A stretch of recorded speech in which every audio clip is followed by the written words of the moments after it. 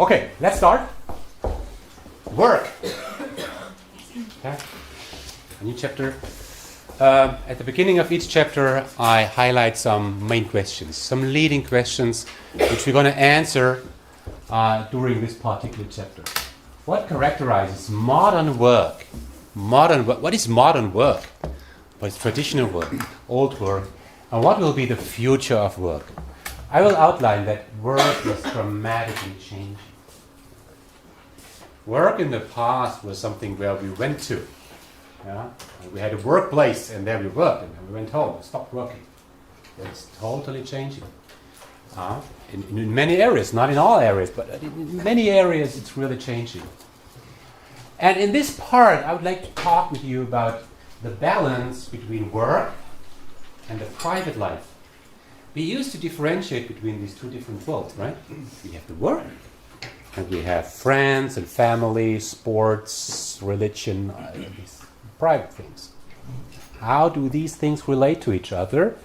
And how can companies make sure that these two things fit? Because there are some reasons why companies should take care for the balance of work and private life of their people. In this context, working hour really matters. Arbeitszeit. Yeah? Okay? After we have talked about work, we talk about a very special concept in HR, which is the employee survey. Employee surveys always were there to ask the people, how satisfied are you with your work and the environment, and how can we change, what can we do to improve it? We're going to talk about this in more detail, how it works, why it does not always work, yeah, and what are alternatives that could work. And one concept in this context is really the employer attractiveness, Arbeitgeberattraktivität. Yeah? There are companies out there where you would love to work, and there are companies out there where you could never imagine to work. Okay, think about it. What, in your eyes, what is the difference between an attractive employer and a non-attractive employer? So a question for companies is really, how can I improve strategically the attractiveness of us as employer? Okay, so these are the main questions. My promise, we're going to answer these questions, and you should be able as well. Okay, so what's this? Work time recording, Arbeitszeiterfassung. Huh? Very traditional. Question to you, why is it there? You know how this works. The people, the workers come here, they pick their card, yeah? They get a stamp, and then they put the card in here, and then they go to work, and when they go home, they pass by again from the other direction, take their card. At the end of the day, the HR professional passes by and takes all the card and put it into a system. Why is it there? For their pay, so that you know how much they worked. Okay, there is one answer. For their pay, you can see how much they work. Indeed, they always start at the same time. Even though in companies where the people start in the morning 7:30 until, let's say, 4:15, even though they have always very fixed working hours, they have this. You can see whether they were there and showed up to work. Okay, you can check whether they were there. And on time. On time.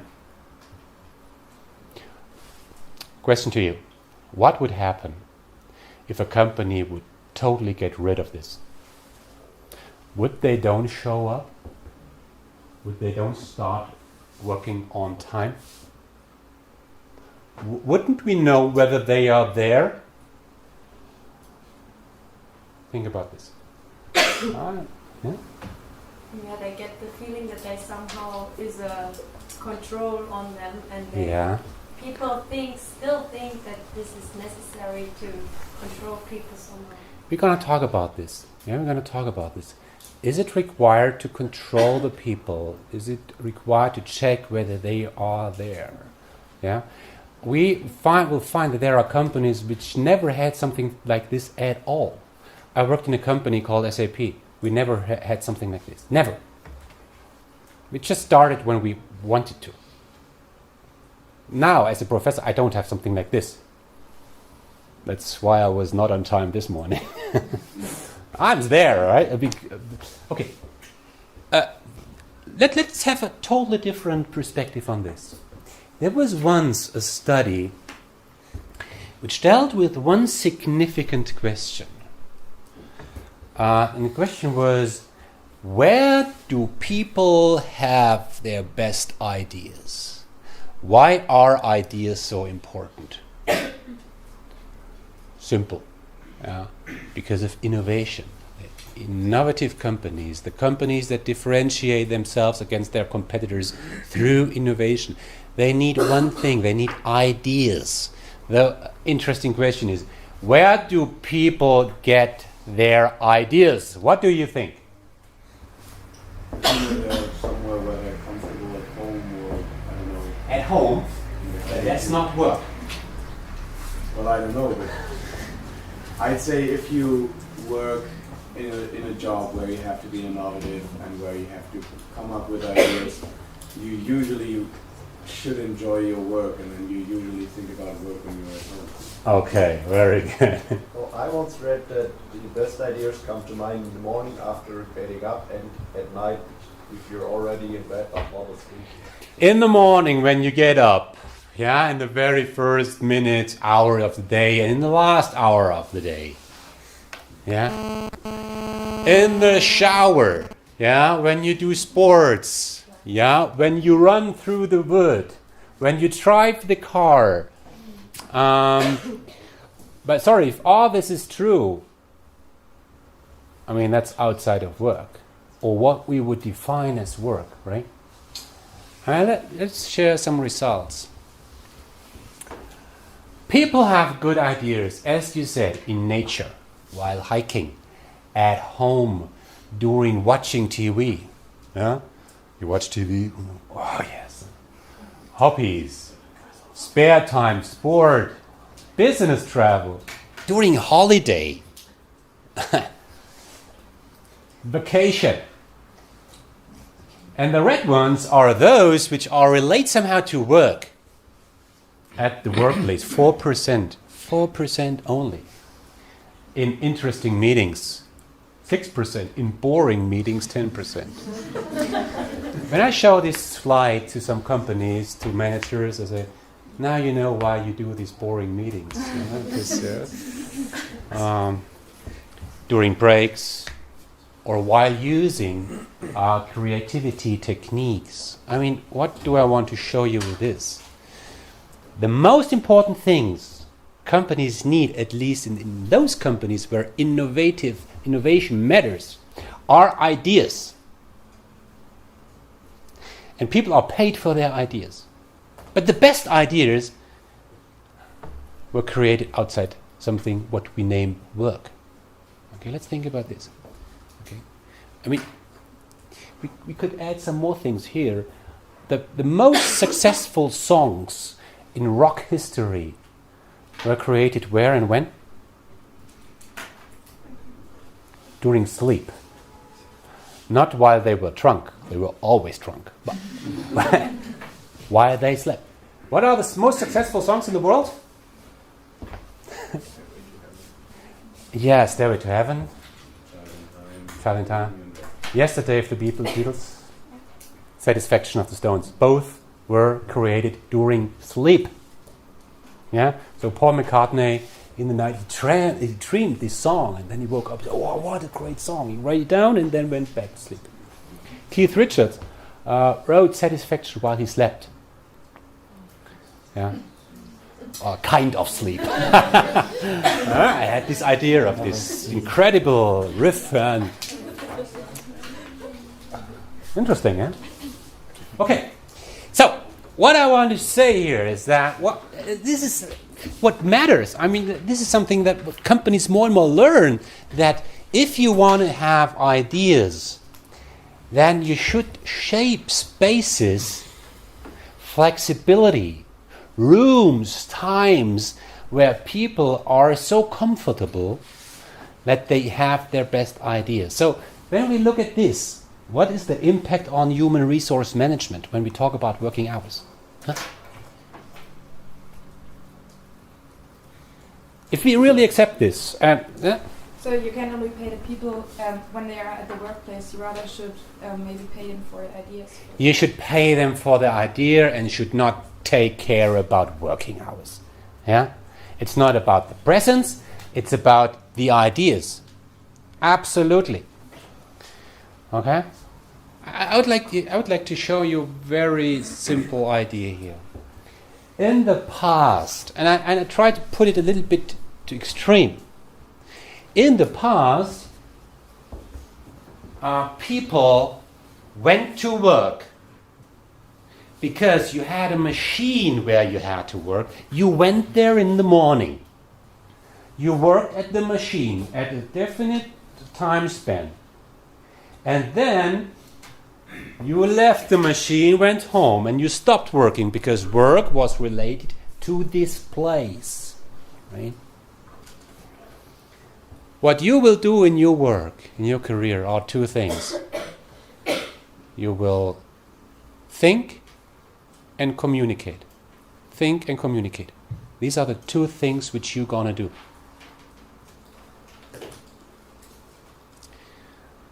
Maybe some of you will work with their hands, but most of you will work primarily with their brain. Think and communicate. Where can you think and communicate? Everywhere. That's the right answer. Everywhere. And that's a new phenomenon, that work is no more linked to a physical space, to a physical location. So the term "I go to work" becomes more and more meaningless. Work is not something where you go to. Work is something that you do. Okay? You can think and communicate everywhere. It's not something which is related to a very concrete location. Yeah? In the past, you always worked with the same people in a very fixed, static organization. In your career, you're going to work with the people in your organization with which you like to work, with those people where it makes sense to collaborate. Okay? And you will hopefully, depend on how modern your employer going to be, you will work whenever you like to work. Yeah? Okay? So in the past, it was really focused on this one single point. Static organization at one fixed location at fixed working hours. In the future, we have more and more rooms where you have flexible working hours, flexible locations, flexible organizations. Okay. Okay. So as I said, the term "I go to work on time" becomes meaningless.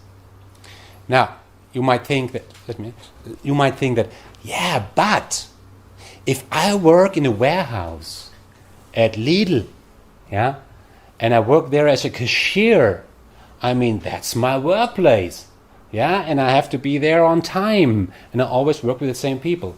Right. Yeah? For many, many jobs, it's clear that you only can work at one specific location, only at specific, clearly defined times. What I just want to say is that we have more and more jobs, at least in the Western industries, where it's about to think and to communicate. More and more. This part is growing. So for more and more jobs, this model gonna apply. Here's the question. That was the point. Yeah? But in still, if you have a lot of, for example, in retail, you have a lot of people working at cashiers, or I don't know. Absolute. Retail, banking, in the service area, at a lot of travel. Yeah, if you are a pilot, sorry, you have to be in time. You're on the plane. How do you motivate people to come in time and? they have schedules, right? In some areas you simply have schedules. It makes sense.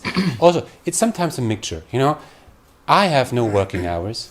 I'm totally flexible. My last book I wrote in the night. Yeah, 6 weeks every night from 10 to 2. Because I wanted to. When I do lecture, I have to be there at this moment, at this place. Really? Yeah. You know, we have both. But this flexible world is more and more plays more and more significant role. Okay? So let's talk about working hours in more detail. When we talk about working hours, we also talk about working hours models. What is a working hour model? A working hour model, Arbeitszeitmodell, a working hour model describes how much you work when you work, okay? And how flexible you are when using your work time. So it's all about duration, position, it's about volume, how much you work, it's about the flexibility. So what you see on this slide, it's a very simple scheme. Yeah? This is 1 week, from Monday to Friday. And these are the hours to the day. And now you might have, here these different boxes are the hours which you work. So the model describes simply, okay, I have a volume of hours which I spend with the company in a week. Could be 40 hours, 35, 20. This is one point, one dimension. How much do you work? Yeah. The second dimension is how are these working hours distributed across the week and across the different daytime. Okay? And maybe you have some hours where you have to be there from 10 to 5. And the rest can be handled in flexible terms, except Friday. If you like, you can leave on Friday in the afternoon. Right? So the rest is flexible, okay? So and this is a working time model, okay? And this is what we have in companies described for the people, saying, okay, this is your volume, this is how I distribute it during the week. And this is the amount of flexibility which you have. Now, question to you, and this relates now to your point. When we talk about working hour models, when we think about how much somebody should work, and we think about how flexible working hours can be, what must we take into consideration?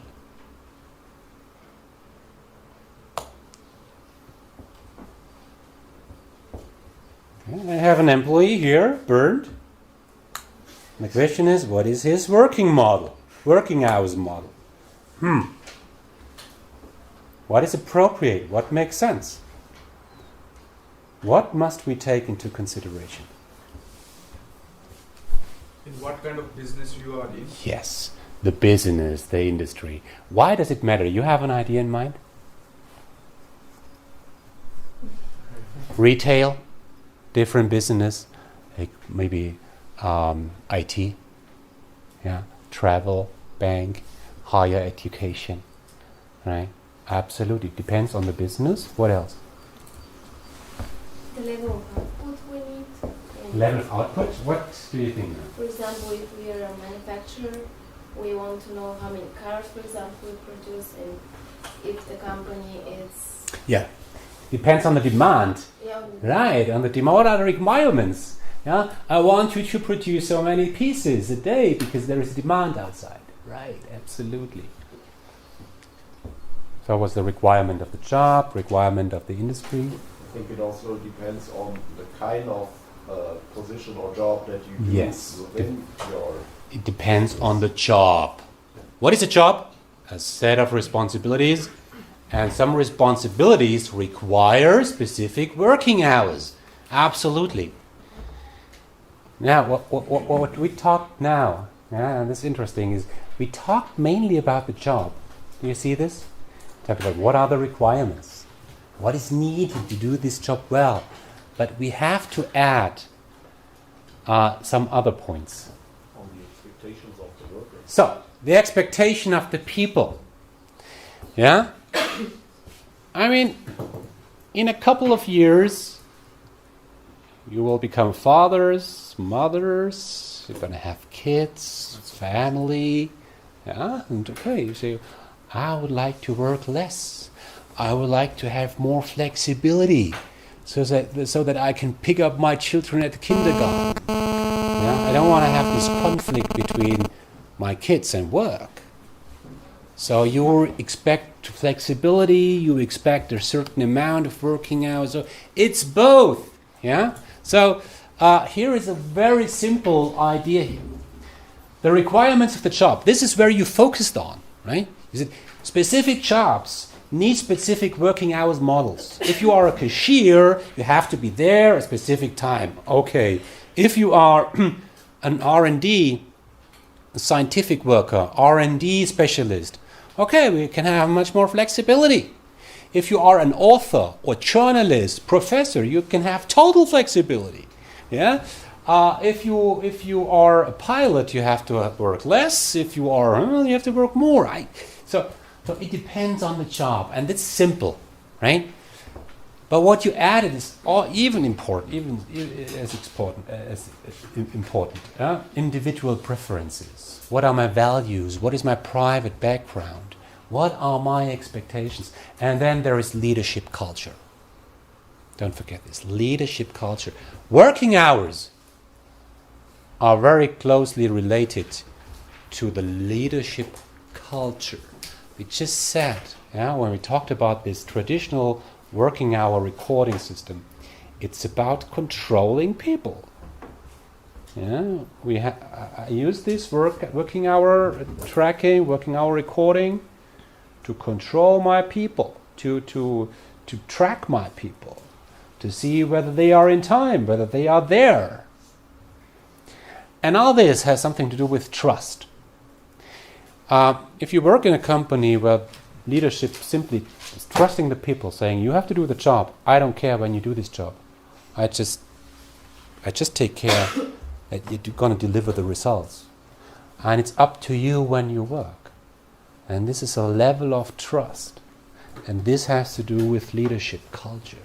There are companies out there where the leaders, managing directors, the executives could never ever imagine to have flexible working hours because they don't trust their people. Yeah? So this really matters. What is the leadership culture in a company? Okay? And then, of course, we haven't mentioned this, labor law. In Germany, as a company, I cannot expect my people to work 50 or 60 hours in a week. I can't. Okay? There is a limited amount of hours which I can work on overtime, whatever that is. Okay? I mean, labor law is something sometimes in a conflict with what I want to do in a company. So this is a different story. This is Horstmeyer. Right? I just want to see that there are different factors. And what you should take home is that there are at least two main drivers. The one thing is the job-related requirements and the individual preferences. So, what would you say? Which parts, requirements versus individual preferences, which will gain more power in the future? I think if you're in an industry where you have a talent shortage, or if you are in a job where you have a talent shortage, the individual preferences will gain more importance. Absolutely. Then the company has to see how it deals with the requirement it has. Very good. Talent shortage. If you have a talent shortage, if you struggle in finding good people, you have to take care for the preferences of the people. Okay? If you don't have a talent shortage, no, you simply don't care. Okay. When we talk about working hour models, there are very different approaches. I don't want to talk too much about these different things. Fixed working hours, part-time work, the German Kurzarbeit. During recession, during crisis, companies can reduce the working hours and get support by government. Right? Okay. It's to really to increase flexibilities for the companies in times of crisis. Flex time, trust-based working hours. This is there. You don't have a working hour model at all. Yeah, like companies like SAP, they don't have any working hour models. It's simply that you say you work 40 hours a week. We don't care when. We don't track how much. Okay. Flexible annual working time. We have companies like, in Stuttgart, there is a company like, it's called Trumpf. Yeah, every 2 years, each and every employee, whether in production or in management, every employee can decide every 2 years how many hours they want to work in a week. And they are free in deciding this. If I say as an employee, now I want to work 24 hours, then it's fine. 2 years later I can say, no, I would like to work more. I do. My dad works in this company, Yeah. and it feels really comfortable to Yeah. have this Yeah. free will somehow. The and people not love it. Yes. And it works. Thank you. Yeah. So it's true what I say. Yes. Yeah. And part-time work, you know what that is. Working 50%, 20 hours a week maybe. So from an academic point of view, what I just want you to take home on this reference is that one thing is always about working time autonomy. That is really a key dimension whenever we talk about working hour models. The flexibility, Arbeitszeitsouveränität in German, yeah? Working hours flexibility. And the other thing is the reference with regards to, is it related to a day? What is the working hour in a day, in a week, in the month, in the year, or in my life? Okay? We also could talk about working hours during the life, right? Okay. So, work-life balance. Now, what does that mean? Now, we talked about work, working hour, flexibility. Now, when you think about work-life balance, I mean, you have heard this term already. What comes to your mind when you think about work-life balance? Oh. Working. Huh? Yeah? I think it should be a pretty full graphic, because Yeah. if there is too much time that you don't really know what you spend on, then Yeah. it's a loss of time. Yeah. So I think the job should really, I think Google is a good example of that, trying to support their employees, offering different fitness facilities or different washing facilities where you can wash your clothes wonderful, and yeah. stuff like that. So you Yeah. just feel your time around the company. I think being young, it's about that. Okay, good. Companies like Google come to our mind, yeah, or Microsoft. Yeah, they offer things around work. It's not only that you have your computer or your laptop and your office, whatever that is. Yeah? You have space where you can do sports. You have additional services and all this stuff, right? Yeah. So things beside work, pure work, which is added by the company. Yeah, of course. Yeah. I found one quote which I really found the best, and I don't share too many quotes in my lecture, but there was one quote by the former CEO of Coca-Cola. He put work-life balance really to the point. I love it. It's here. Yeah? Imagine life as a game in which you are juggling 5 balls in the air. They are work, family, health, friends, and spirit, and you're keeping all of these in the air. Right? You will soon understand that work is a rubber ball. If you drop it, it will bounce back, but the other 4 balls, family, health, friends, and spirit, are made of glass. If you drop one of these, they will be irrevocably scuffed, marked, nicked, damaged, or even scattered. They will never be the same. You must understand that and strive for it. Work efficiently during office hours and leave on time. Give the required time to your family, friends, and have proper rest. Value has a value only if its value is valued. Yeah?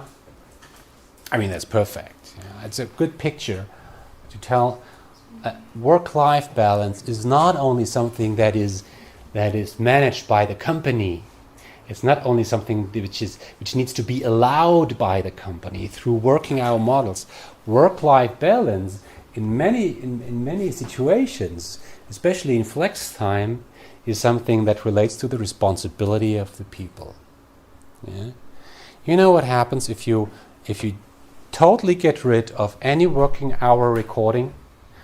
If you have total flex time, trust-based, what happens? Will the people work more or less?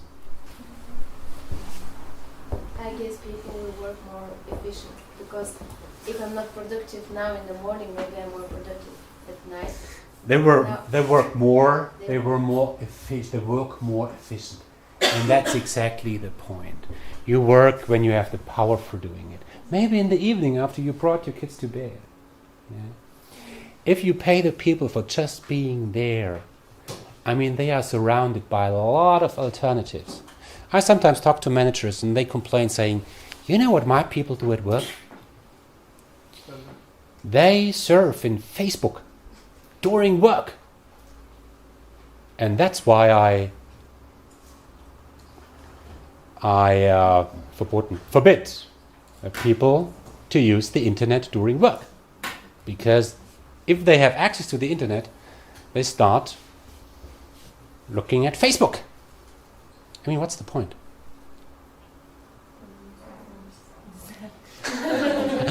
Yeah, you know it. In most toilets and companies, you could put a tag on it. Corporate internet cafe. Yeah, because the people went there because they have their internet in their pocket, and if they want to check Facebook, they go to the toilet or smoke. And that's ridiculous. The point is that when you are at work, and work means be there, you have to spend your time there. That's for what you're paid for. And there are some alternatives. What you can do during your time. You can communicate with your friends. You will communicate with your friends if you are paid for what you deliver. Yeah. The question is, do I waste my time with Facebook or do I deliver what I'm paid for? I mean, that's the point. I have a question. If Right. you completely get rid of all time recording methods and everything, Yes. doesn't that also involve the risk of a company using that to let you work more? I mean, if a company says you have 8 hours a day, 40 hours a week to, I don't know, produce a pencil, I don't know. And you need 40 hours to assemble a pencil and then you will finish. And now they get rid of all time recording methods and then they say, okay, now produce 2 pencils. You can do it whenever you want, wherever you want, just give us 2 pencils at the end of the week. And now suddenly you need 80 hours of work and you manage to do it. This is about target setting. This is about objective setting. Yeah, what is appropriate in what I expect from my people, and that's a process of, let's say, negotiation. Yeah. But isn't the risk rather high that companies will use the flexibility to their own benefit? Because it's a very good way to save money and.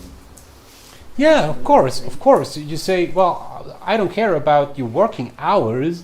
I take care about what you deliver, and this is what I want you to deliver, and this target might be set so high that you must work more than 40 hours.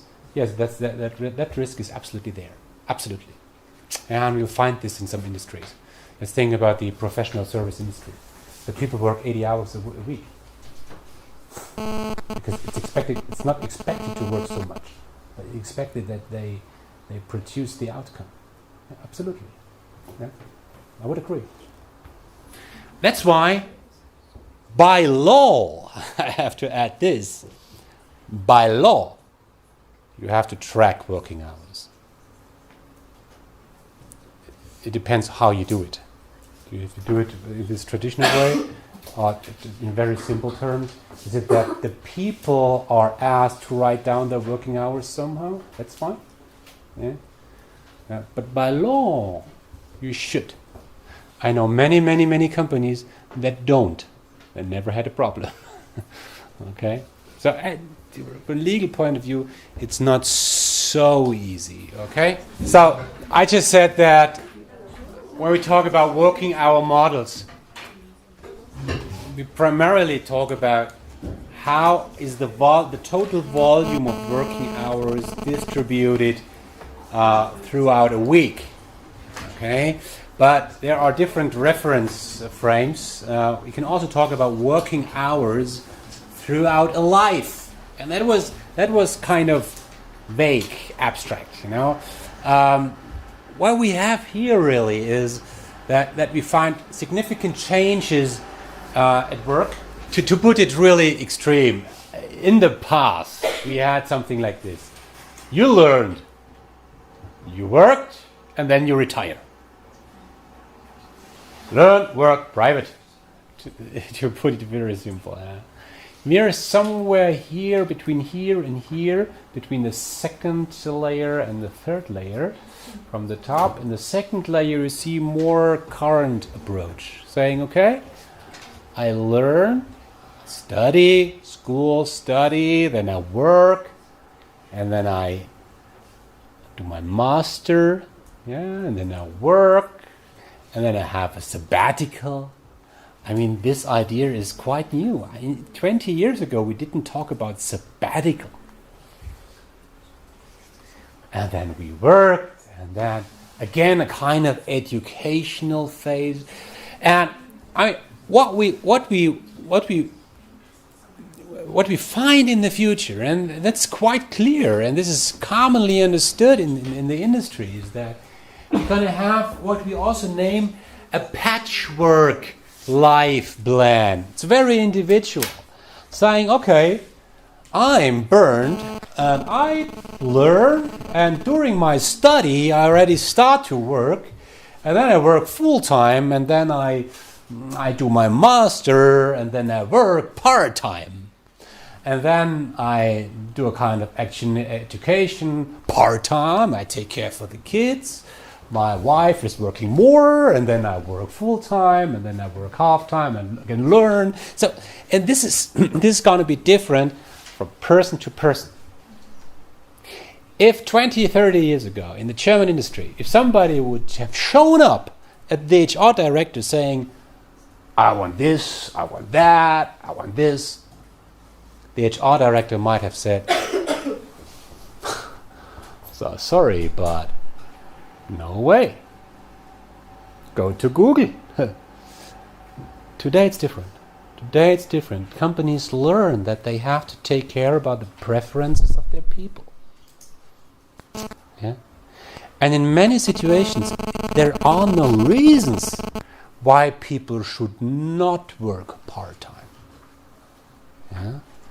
So this kind of flexibility over the life, this is not the weekly flexibility, right? This is the flexibility which you have in your life plan.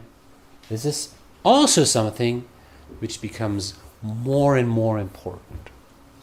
That's especially true because during the life, your preferences will change, right? Your preferences will change. And I have a picture here which shows that to a certain extent.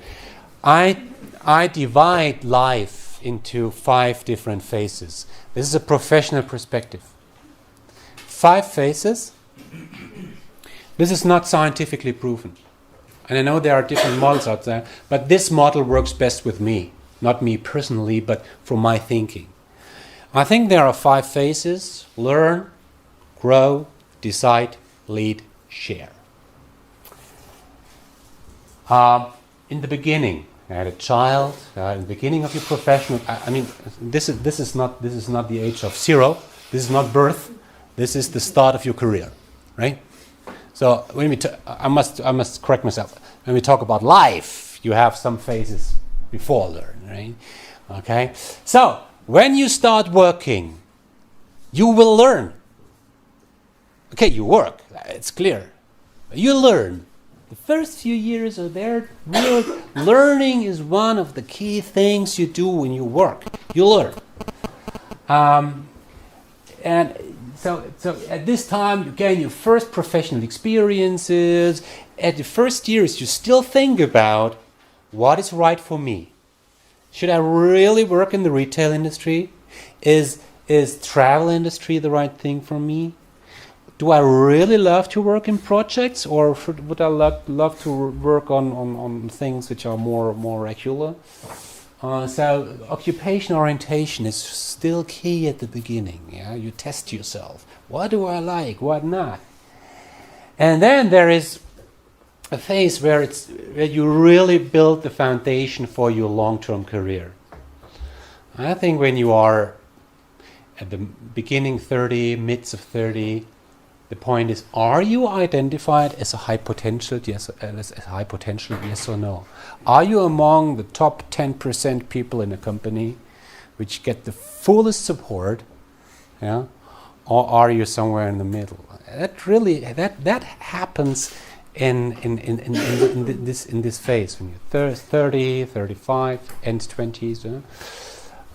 So this is the phase where it's primarily about to grow.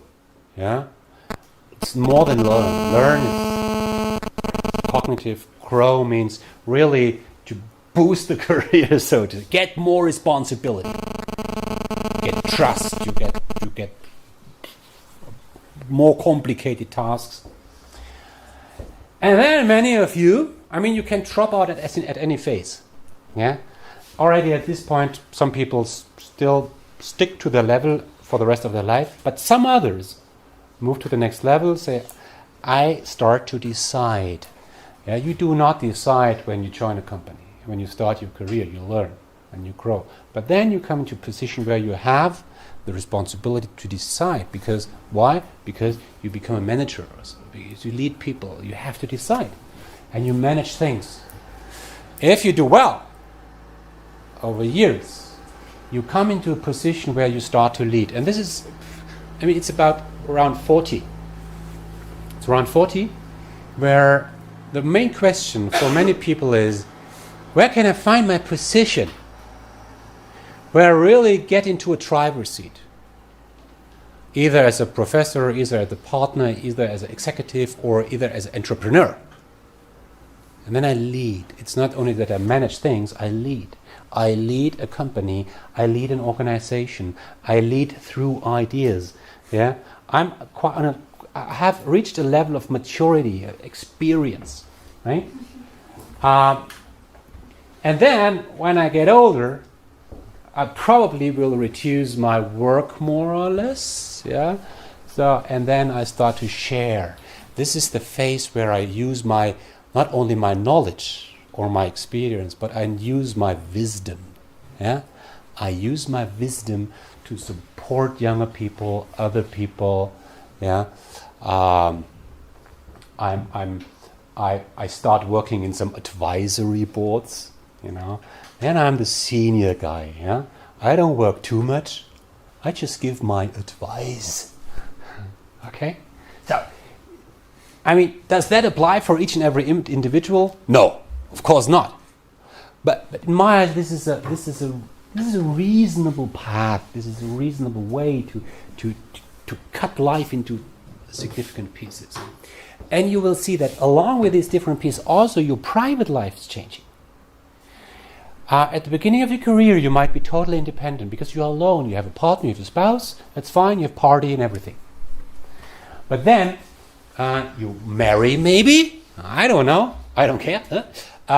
You start your family planning. You have kids. Life changes dramatically when you have kids, and this is for many people in the phase where you grow, career and kids.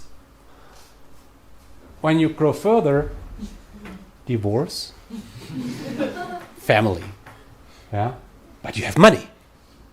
You drive a big car, but you divorce, yeah, and you decide. Get further, your children are grown up. Yeah, you become again more and more independent. Yeah, you have aging parents. Yeah, you have to take care for your parents.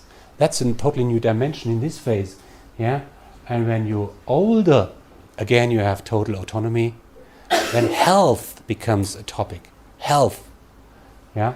You have money and you take care for your handicap. I put it really simple. It's not that you learn these different boxes by heart and think that this is the truth. My message is only that you follow different phases in your life, and in different phases in your life, different things are of more or less importance in your career and in your private life. Yeah? And things can significantly change. Yeah? So from a company side, and this is the lower level, HRM has to take care for very specific concepts. Health management might not be so relevant for younger people. Okay, the professionals in that area would not agree to this term. But, okay, having working time flexibility matters in very specific phases in your life, when you have to take care for the kids, when you have to take care for your parents. But sorry, not when you're younger, when you're alone, when you're single, when you party. Yeah. You have flexibility anyhow. Okay. So the question is, what is the answer of HR to these different preferences and situations in life? Okay. Another concept which relates to here is home office telework. There is a little bit of mix-up with these terms internationally. When we talk about home office in Germany, it means that maybe 2 days in a week, 2 days out of 5, I work at home. In some other countries, I'm not sure whether in the States, home office means that you really work at home. Home office means you have your office at home. Yeah. And there was this huge debate, you remember, with Yahoo, yeah, where the CEO stopped allowing people working from home, saying you have to come back. Home office. Home office is really one of the key concepts. Also, with regard to flexibility, there are some pros and cons, and they are obvious. I don't have to talk about these things in detail. Of course, you can reduce costs. You don't need to deliver a workspace for the person where he or she works at home. Yeah, you have this flexibility, work-life balance, and maybe higher productivity when you work at home, because you can work when you like, when it fits to your other things, right? But the cons are, if you work at home, I know it from my person, what happens when your kids always knock at your door? Oh, Papa, I have to show you something. Oh, no, not now. I have to review the exams. Okay. Papa. I mean, you're here and here's television. Yeah? The separation of work and life. For some people, this is hard. Sometimes it's good. They really have this space between the work, the office, and the private area, and you have to drive a while. So you always have this distance, geographically and mentally. Yeah? For some people, that's important to have this physical separation. Yeah? And the second point was the main reason why the CEO of Yahoo expected their people to come back into the office, saying, we want that in our company the people work together, they are connected, they exchange ideas, they talk to each other, they communicate. That's why I want the people to work at one space. Right? That's what I mentioned a minute before, risk of private disruptions. I'm not always sure about the availability of people when they work at home. I give them a call. Oh, no, not there. Maybe shopping. I don't know. Try it in the evening. So when I see my colleague working in the office, I can simply pass by. You know that. I mean, pros and cons, quite obvious. Yeah, but I wanted to add this concept here. Yeah. Let me add one last thing today when we talk about work. And work also relates to the physical workspace. Question to you. When you think about your future workspace, Arbeitsplatz, your office, and I allow you to dream, yeah, think about my ideal office, my ideal workspace. For a moment, think about it. How does it look like? Do you have an idea? How does it look like? Who would like to share his dream?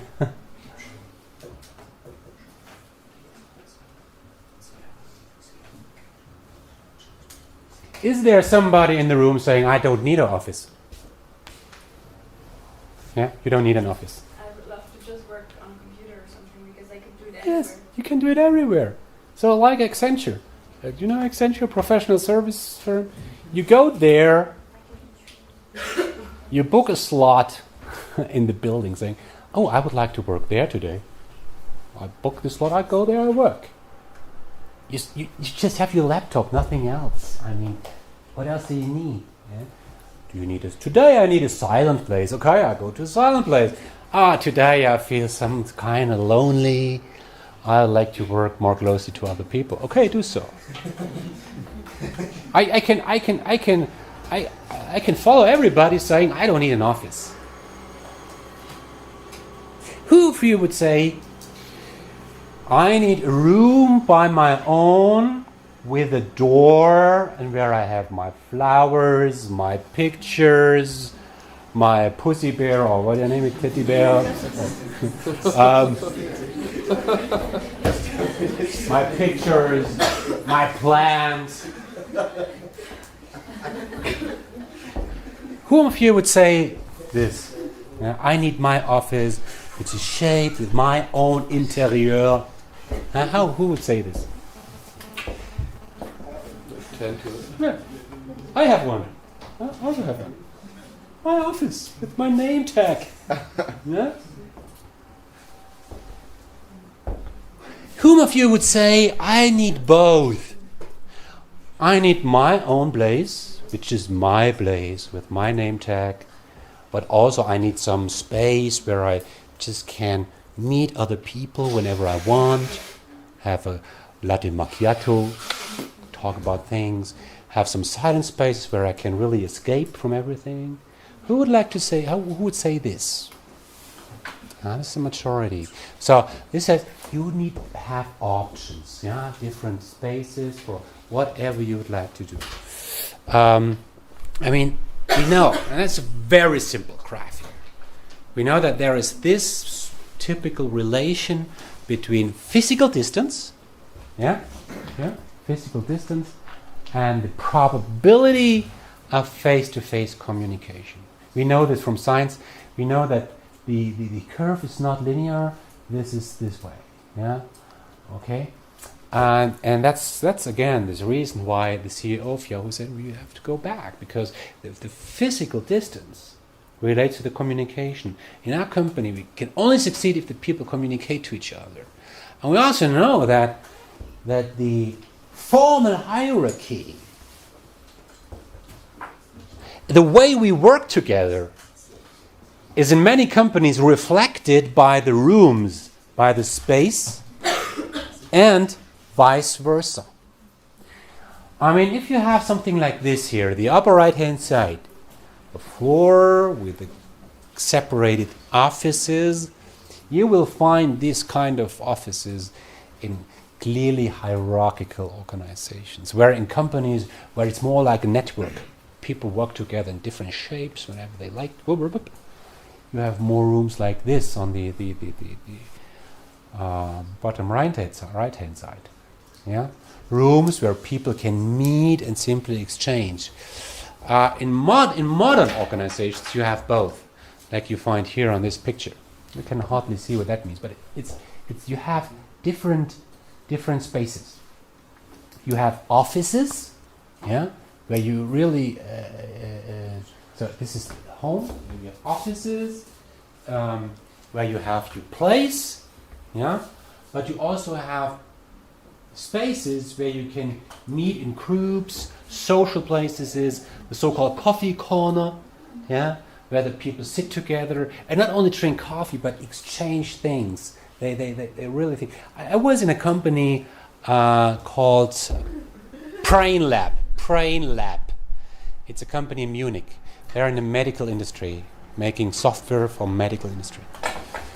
Incredibly successful. Yeah, the CEO is 5 years younger than me. Incredibly successful. Yeah, I was there, and I really, I worked at SAP. I know what a modern workspace is, but that was modern. Yeah, the coffee corner did not look like a coffee corner. They looked like, I want to say kindergarten, but there was one coffee corner which was only sand, like an oasis. Yeah, you had to put off your shoes, you step through the sand, and there were this hängematte, yeah, and this this beach, typical furniture which you find on beach. Oh my God, Strandkorb. Yeah. So the people laid there and talked, and we asked, what do these people do there? They work. They exchange things. They communicate. And this company is not such successful, even though they have this, they are successful because they have this. Yeah. So this is what we find more and more in companies, that you have this combination of rooms where you can concentrate and groups where you can meet others. Yeah, very typical. And one concept which is also dominant there is what we call hoteling. Have you heard hoteling already? This is really this flexibility that you mentioned, saying, well, my company is a space of options. I can go there and I can work wherever I like. So today I would like to work at a silent place. Today I would like to meet people. Today I would like to have more conference. Yeah, and then I book my space. Now I have my portal, and then I click where I want to work. Then I go there. Okay, that's hoteling. Very new concept. Today we know that we need a little bit our home base. Yeah, combined with rooms where we can meet people, and it more and more looks like this here on this picture, really. Yeah, sometimes a little bit like kindergarten, but that's fine. Right? I miss something like this at our university, really. We're still the old way. Okay, but this is the future. Again, you might say, how is it about production? The people who work in retail, they don't have workspace like this. Yeah, that's right. That's right. But in fields where the people primarily think and communicate, you will find spaces like this. More and more, right? And the proportion of jobs where you primarily think and communicate is steadily growing. I already mentioned this.